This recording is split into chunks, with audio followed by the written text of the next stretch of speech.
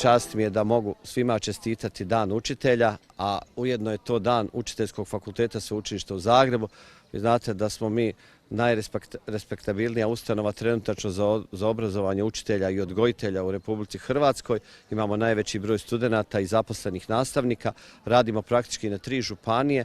I evo, kao što vidite, neizmjenično Dan učitelja slavimo uvijek na drugoj lokaciji. Dakle, sad je red na Petrinju, pa možemo reći da je danas srce hrvatskog učiteljstva ovdje u Petrinju, koja je tradicionalno učiteljski grad.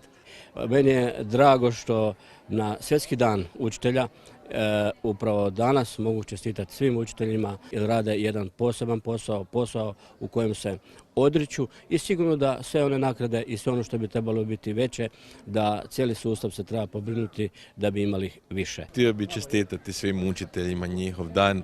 Mi iskreno mislimo da bez obrazovanja nema budućnosti ove zemlje i mislimo da se budućnost Hrvatske može graditi jedino na obrazovanju. Tu su učitelji, nastavnici, profesori, nezamjenjiva karika u tom lancu obrazovanja i mi doista podržavamo njihove potrebe. Učitelji su temelj obrazovanja i taj je uzvišeni poziv. Poziv bez kojeg nema ni srednjeg obrazovanja, a nema ni fakulteta, a nema ni budućnosti Hrvatske. Dakle, sve počinje od osnovnih škola pa i predškolskog odgoja, naravno prije toga od obitelji, ali bez učitelja koji su dio obitelji, dio naše piramide obrazovne, bez kojih jednostavno ni sveučilište ne bi moglo funkcionirati.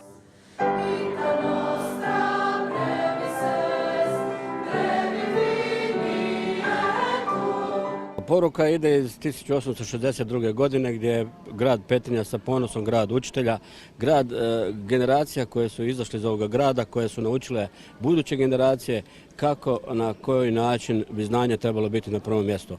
Mi se možemo pohvaliti da smo ove godine od novih programa uvrstit ćemo još 2 specijalistička studija, poslijediplomska specijalistička studija, to je veliki pomak, dakle dramsku pedagogiju i cjeloživotno učenje, a pored toga radimo na inovaciji doktorskog studija, to je od novosti. Također je novost da u ovoj godini prvi put upisujemo diplomski studij ranog i predškolskog odgoja i obrazovanja. Smatramo da u budućnosti u našoj strategiji, prije svega razvoja cijelog ovog područja, moramo upravo ovaj fakultet staviti na višu razinu.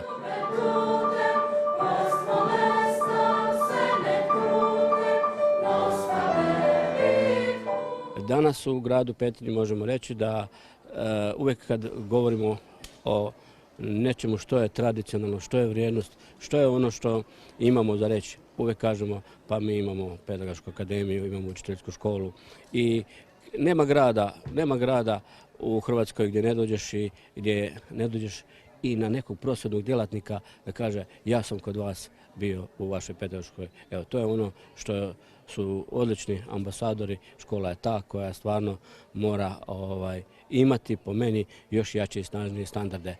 Danas ovdje su okupili eminentni ljudi i to je potvrda prije svega što nam je znanje i što u budućnosti znanje bi trebalo biti za sve generacije.